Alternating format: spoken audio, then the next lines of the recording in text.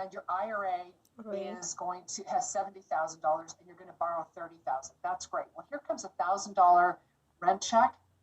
Your IRA, you saved and your IRA had 70% of that, but 30% became from debt. Say 30% of the proceeds came into your IRA because you borrowed 30%. So what that means is that 30% is subject to this tax. All right, you want to talk to your tax person about it. Now, there's kind of a sister or twin tax to this called UBIT, unrelated business income tax, and your IRA can face this tax when you invest in an active business. So again, we don't offer tax advice. Always, especially as an investor, have a great tax professional, competent tax professional, like, hey, Robert Hall and Associates. They're on this expo here this weekend. So check them out. You can also go to the IRS's website and look up Pub 598. IRS.gov is the website. And this is publication 598, where you can read about this and learn more. And these kinds of taxes are paid by filing a 990T, and your IRA will pay the tax. Okay, good to know, because what if you didn't know this? Definitely have to know the rules to win the game. All right, let's talk about how you get a house into an IRA. The way your IRA buys real estate is, number one, you open an account. A lot of times people will call us and they'll say, hey, I found this property. I want my IRA to buy it, but they haven't opened an account yet. That means the account can't buy the house yet. They don't have any money in there yet. So do yourself a favor and do things in order, like open the account, fund it either by maybe a transfer or a rollover or, something like that. And then when the money's in there, remember that the IRA is the buyer. We are going to fund that deal. And then what happens next is that you fund, you record, you get your keys, your tenants move in, and boom, your IRA owns a property, owns an asset. Or maybe in this case, it's a house. It could be a note. It could be, again, precious metals. It could be any kind of asset. But this is the place where I really want you to know that, first off, 100% of the proceeds from your IRA assets must come back into the IRA account that owns the asset. People make that mistake sometimes. Don't do it. It can cause your IRA to be dispersed to you as a taxable event, bad news. So we help you avoid that as much as we can. Also know that if you have real estate that your IRA owned property can hire a property manager to manage that property. But in some ways, you can kind of manage the property yourself. You can do a few things, like you can screen the tenants. You can obviously select the property. You can hire third-party vendors. What you can't do is get paid to manage the property. That would be definitely a prohibited transaction. So that's something you definitely don't want to do. So these are some of the rules. Just be aware of them, and then you'll have a great experience. So here's an example. I was telling you about disallowed people, right? How parents are disallowed and so forth. But oh my gosh, you can buy a property with a disallowed person. Yeah, let's talk about that. It's like a loophole. So here we have a father and a son, and they're going to buy a house together. Dad has cash. Son has a traditional IRA. They're going to go on title 50-50 as tenants in common. All right, that's fine. But understand, yeah, they are disqualified to each other, but it's because before the deal, neither one of them had any ownership interest in the deal, that they can do this as long as they record on title concurrently. Their names are concurrent on title. And that, is a loophole. So you can do this. Father, son, mother, daughter, husband, wife, whatever it is, disallowed people, disqualified people can invest together as long as they do so concurrently. Remember, they can never buy each other out. And once the deal is done and sealed and closed, then all the expenses have to be paid pro rata, and all of the proceeds come back pro rata to the owners. That's how that works. All right. So what do you do if your IRA depletes its reserves? Okay, so I was talking about how all IRAs, you have to pay all the expenses of your IRA-owned asset. Now, account fees, you can definitely pay, you can definitely pay the account fees from your personal cash, but if it's related to an asset, it has to come from the IRA. So how do you do this? You can make an annual contribution. That will depend upon your age, your income, your account type. You could liquidate other assets in your self-directed IRA. You could transfer money from another retirement account. Maybe you've got something, Schwab or TD Ameritrade or something. Liquidate those stocks as equities and bring the money on over to make up a shortfall. You could bring on a partner, take on a loan, or if your IRA just can't cover the expenses, you can sell the asset. Then when you've got real estate, you've got brick and mortar real estate in your IRA, well, then you definitely want to have a pad, like 10% in your IRA, so that you make sure you've got enough money to cover. Because if suddenly the IRA-owned house needs a new roof or the plumbing goes bad, you know, real estate, something always happens. So make sure you protect yourself and you have a pad inside your self-directed IRA to cover all those expenses. Definitely be your own best friend.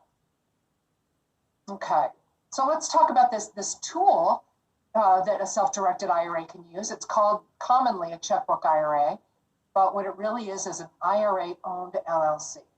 It's a special purpose LLC. It's not a gift with purchase. Just because you open a self-directed IRA, you don't get one of these as a gift with purchase. It is an asset. So you open your self-directed IRA. The IRA is like the umbrella, and this LLC is an asset of the IRA, okay? So you have a third party create this LLC. Why? Why a third party? What do you think? Because your IRA cannot purchase an asset you personally own. So you have a third party create the LLC. Your IRA buys 100% of the initial units of this special purpose LLC that has special language in it. And then the LLC opens a checking account and we fund the checking account. Now you have checkbook access to your IRA funds. That's great. But remember, with great power comes great responsibility. And you have to follow all the rules and never commit a prohibited transaction. Why? Because if you do commit a prohibited transaction, it's game over for your IRA. Your IRA gets dispersed to you as a taxable event. You pay tax, not just on the asset, but on all the assets within that one IRA. Okay, so definitely understand that you can do this, but you need to be responsible. And we're here to help you and walk you through it and teach you and talk to you one-on-one about it. We talk about the self-directed IRA, right? But it's really an umbrella term for all of these kinds of plans. The traditional Roth, SEP, simple, spousal, inherited IRA, all can be self-directed. Now, qualified plans, they're called ERISA plans sometimes, they have special rules, but the solo 401k we provide and you can self-direct it, okay? So a solo 401k is for somebody who's self-employed. Okay, for number one, you have no employees in any of the companies you own, then you qualify to have a solo 401k. So there's a barrier to entry, and that's what it is. But other plans can be self-directed, like the education savings account, sometimes called an ESA, Coverdell, right? Or an HSA, a health savings account, can also be self-directed. So when we talk about self-directed accounts, it's pretty much all these things. It's not limited. So I've told you a lot about the rules, the history of the self-directed IRA, what its purpose is, but how do you actually self-direct, right? 1, 2, 3, open, fund, invest. You go on our website, you open an account, we have an application. The very first page, you type on that first page, it autofills the rest of the document.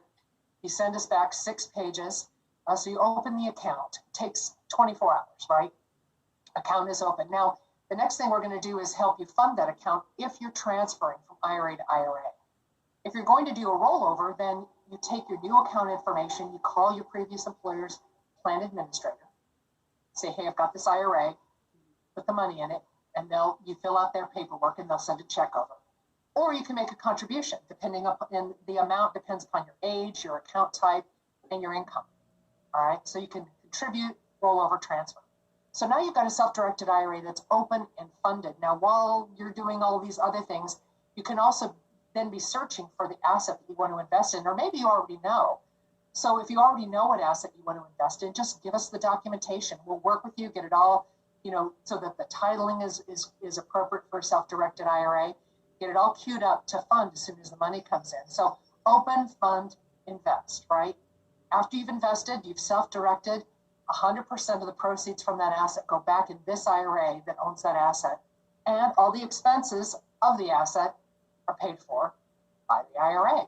That's not too tough. That's easy. And then you can build your retirement using alternative assets, things that aren't correlated to the market, right? Like real estate, things that and things that you're expert in. So that's why people just love self-directed IRAs.